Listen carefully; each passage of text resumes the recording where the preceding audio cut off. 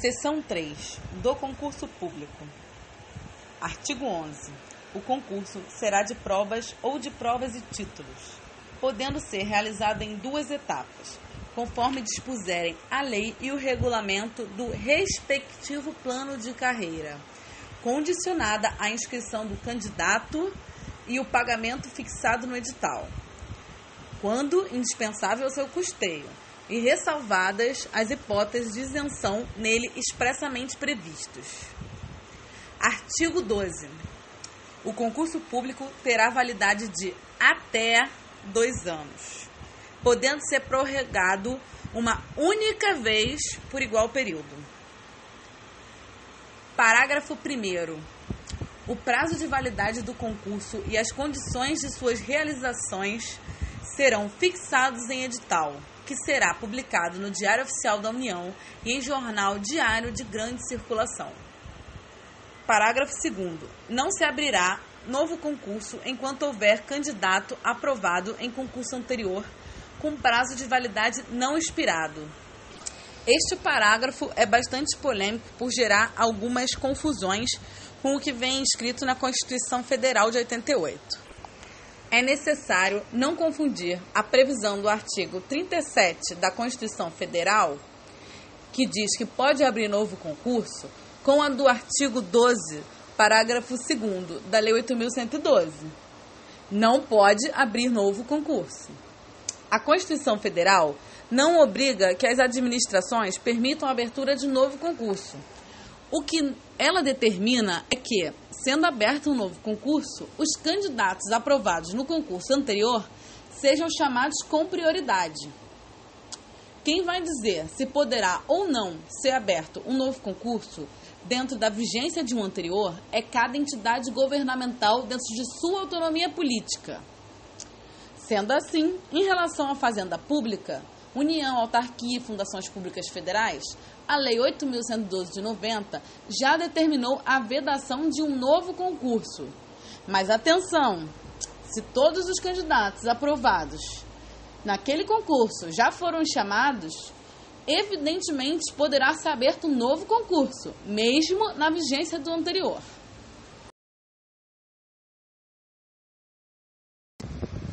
Título 2, Seção 4. Da posse e do exercício. Artigo 13.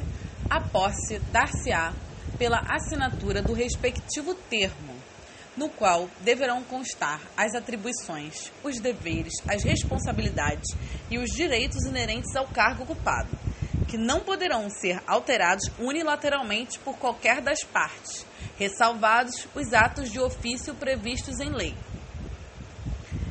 Parágrafo 1º.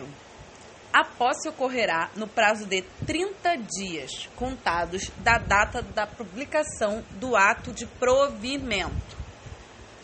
Parágrafo 2º.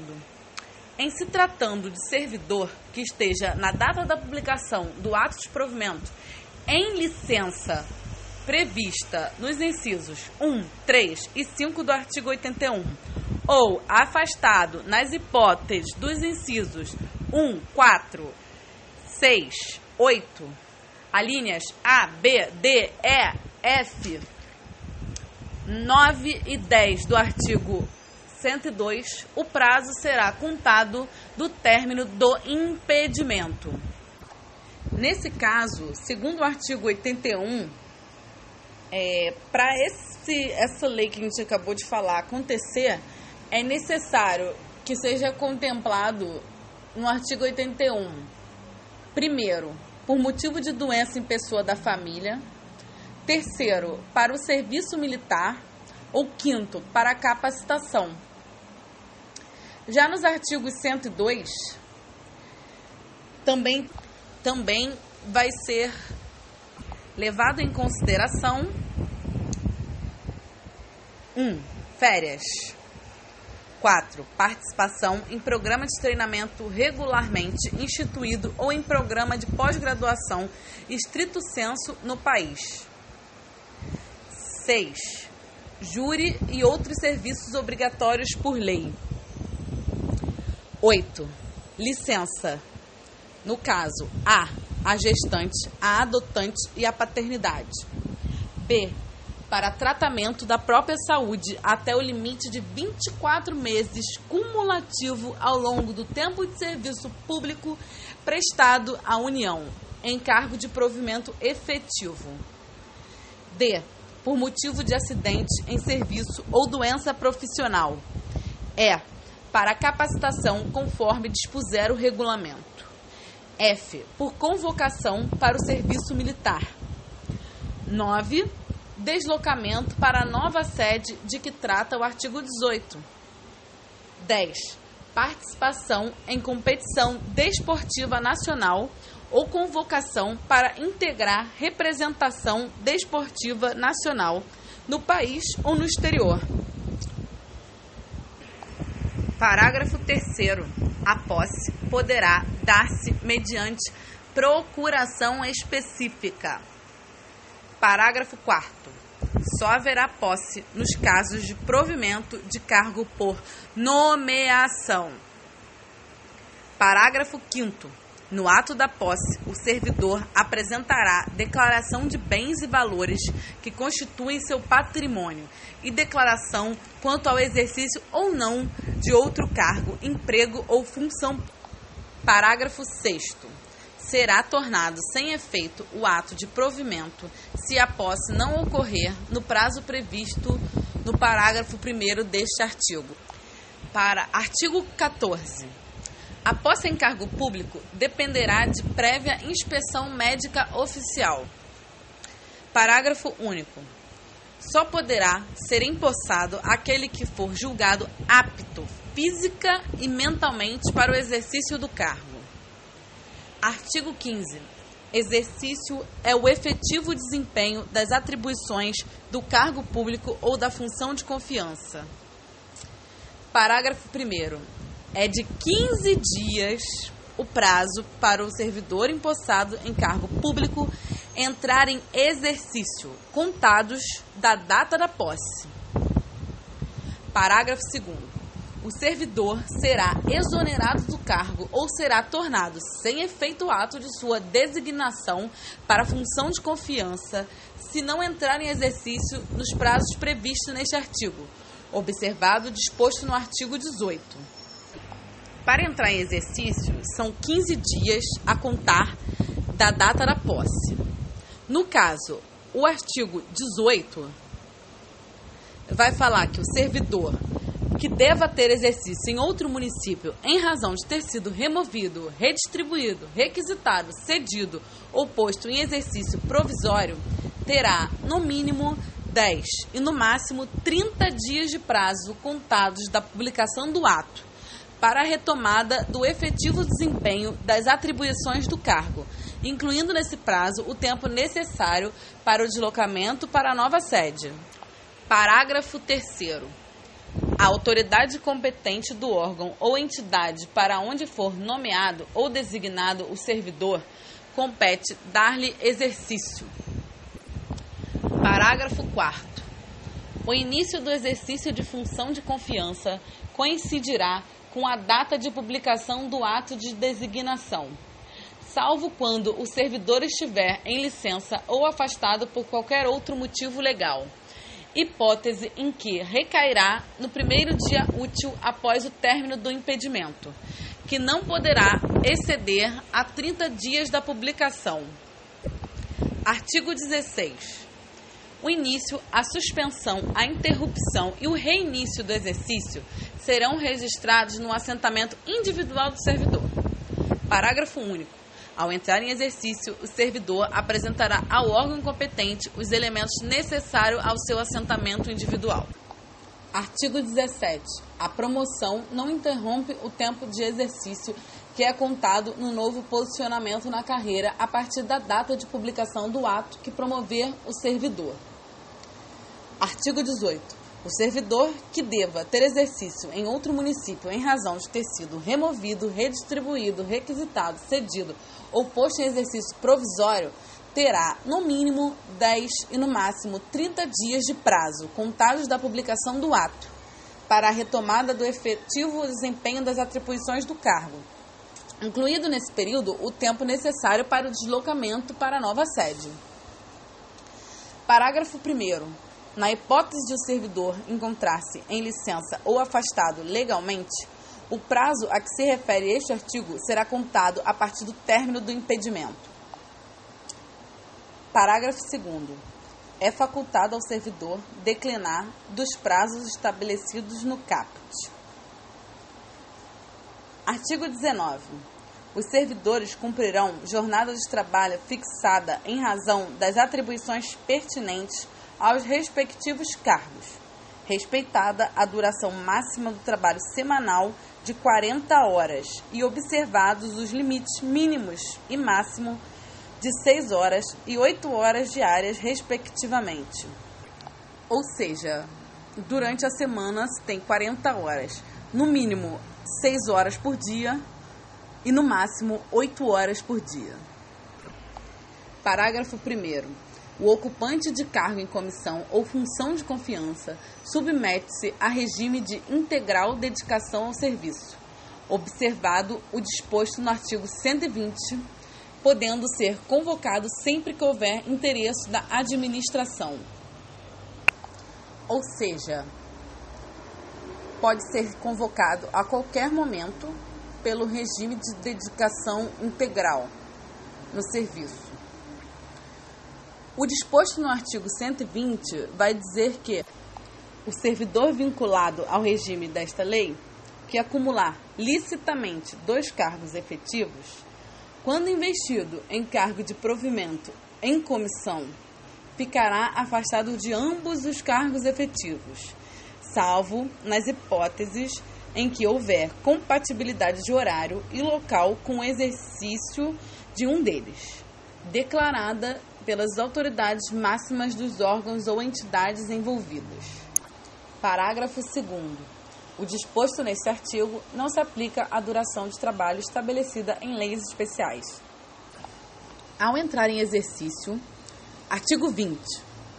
Ao entrar em exercício, o servidor nomeado para o cargo de provimento efetivo ficará sujeito a estágio probatório por período de 24 meses, durante o qual a sua aptidão e capacidade serão objeto de avaliação para o desempenho do cargo, observados os seguintes fatores: 1. Assiduidade. 2. Disciplina. 3. Capacidade de iniciativa.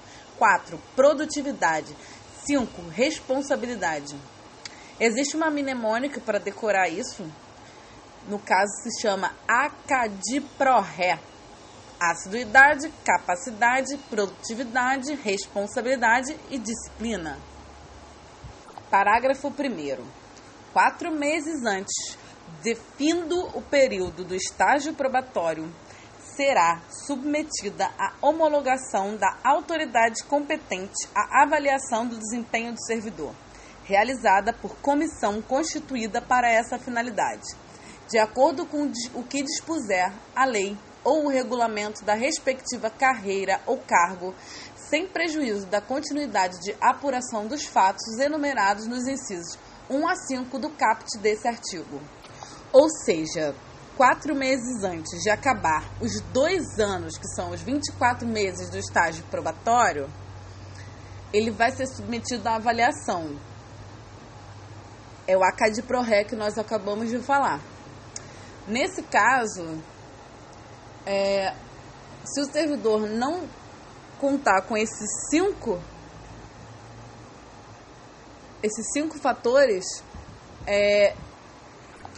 no caso, poderá ser exonerado. Vamos ver isso agora. Parágrafo 2º.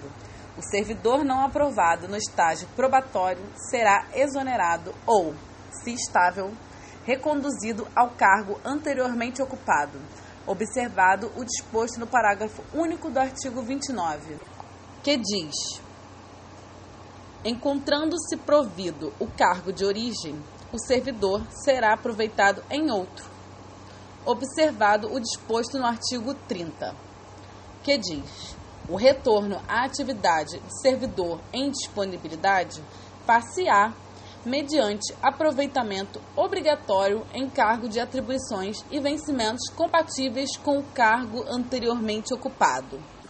Parágrafo 3º. O servidor em estágio probatório poderá exercer quaisquer cargos de provimento em comissão ou funções de direção, chefia ou assessoramento no órgão ou entidade de lotação, e somente poderá ser cedido a outro órgão ou entidade para ocupar cargos de natureza especial. Cargos de provimento em comissão do grupo direção e assessoramento superiores de níveis 6, 5 e 4 ou equivalentes. Parágrafo 4º. Ao servidor em estágio probatório, somente poderão ser concedidas as licenças e os afastamentos previstos nos artigos 81, do inciso 1 ao 4, 94, 95, 96. Bem assim, afastamento para participar de curso de formação decorrente de aprovação em concurso para outro cargo na Administração Pública Federal. Ou seja, o servidor em estágio probatório vai poder assumir cargos em comissão, em função de direção, chefia, assessoramento. Só que só poderá ser cedido a um outro órgão ou entidade se for para ocupar cargos de natureza especial. No caso, cargos de provimento em comissão do grupo Direção e Assessoramento Superiores, DAS, de níveis 6, 5 e 4 ou equivalentes. Parágrafo 4º. Repetindo. Ao servidor em estágio probatório, somente poderão ser concedidas as licenças e os afastamentos previstos nos artigos 81, no inciso 1 ao 4, bem como no artigo 94, 95 e 96. Assim, e também afastamento para participar de curso de formação decorrente de aprovação em concurso para outro cargo na administração pública. O artigo 81, do inciso 1 ao 4, vai prever os seguintes licenças: por motivo de doença em pessoa da família, por motivo de afastamento do cônjuge ou companheiro, para o serviço militar ou para atividade política. Já o artigo 94, ele vai falar sobre o afastamento para o exercício de mandato eletivo. Nele, no artigo 94, diz: ao servidor investido em mandato eletivo aplicam-se as seguintes disposições. 1. Tratando-se de mandato federal, estadual ou distrital, ficará afastado do cargo. 2. Investido no mandato de prefeito, será afastado do cargo, sendo-lhe facultado optar pela sua remuneração. 3. Investido no mandato de vereador. A. Havendo compatibilidade de horário, perceberá as vantagens de seu cargo, sem prejuízo da remuneração do cargo eletivo. B. Não havendo compatibilidade de horário, será afastado do cargo, sendo-lhe facultado optar pela sua remuneração. Parágrafo 1º. No caso de afastamento do cargo, o servidor contribuirá para a Seguridade Social, como se exercício estivesse. Parágrafo 2º. O servidor investido em mandato eletivo ou classista não poderá ser removido ou redistribuído de ofício para a localidade diversa daquele onde exerce o mandato. Já o artigo 95 vai falar sobre o afastamento para o estudo ou missão no exterior. Artigo 95. O servidor não poderá ausentar-se do país para estudo ou missão oficial sem autorização do Presidente da República, Presidente dos órgãos do Poder Legislativo e Presidente do Supremo Tribunal Federal. Parágrafo 1º. A ausência não excederá a 4 anos. E finda a missão ou estudo, somente decorrido igual período, será permitida nova ausência. Parágrafo 2º. Ao servidor beneficiado pelo disposto neste artigo, não será concedida exoneração ou licença para tratar de interesse particular antes de decorrido período igual ao do afastamento, ressalvada a hipótese de ressarcimento da despesa havida com o seu afastamento. Parágrafo 3º. O disposto neste artigo não se aplica aos servidores da carreira diplomática. Parágrafo 4º. As hipóteses, condições e formas para a autorização de que trata este artigo, inclusive no que se refere à remuneração do servidor, serão disciplinadas em regulamento. Artigo 96. O afastamento de servidor para servir em organismo internacional de que o Brasil participe ou com o qual coopere, dar-se-á como perda total da remuneração. Parágrafo 5º. O estágio probatório ficará suspenso durante as licenças e os afastamentos previstos nos artigos 83, 84, parágrafo 1º, 86 e 96. Bem assim, na hipótese de participação em curso de formação, e será retomado a partir do término do impedimento. Logo, o estágio probatório ficará suspenso segundo as licenças de artigo 83. Poderá ser concedida a licença ao servidor por motivo de doença do cônjuge ou companheiro, dos pais, dos filhos, do padrasto ou madrasta e enteado, ou dependente que viva as suas despesas e conste no seu assentamento funcional, mediante comprovação por perícia médica oficial. Parágrafo 1º. A licença somente será deferida se a assistência direta do servidor for indispensável e não puder ser prestada simultaneamente com o exercício do cargo ou mediante compensação de horário, na forma do disposto no inciso 2 do artigo 44. O artigo 84 vai falar que poderá ser concedida licença ao servidor para acompanhar o cônjuge ou companheiro que foi deslocado para outro ponto do território nacional, para o exterior ou para o exercício de mandato eletivo dos poderes executivo e legislativo. Parágrafo 1º. A licença será por prazo indeterminado e sem remuneração. O artigo 86 vai falar que o servidor terá direito à licença sem remuneração durante o período que mediar entre sua escolha em convenção partidária como candidato a cargo eletivo e a véspera do registro de sua candidatura perante a Justiça Eleitoral. Artigo 96. O servidor poderá, no interesse da administração e desde que a participação não possa ocorrer simultaneamente com o exercício do cargo ou mediante compensação de horário, afastar-se do exercício do cargo efetivo com a respectiva remuneração para participar em programa de pós-graduação estrito sensu em instituição de ensino superior no país. Atenção, no interesse da administração.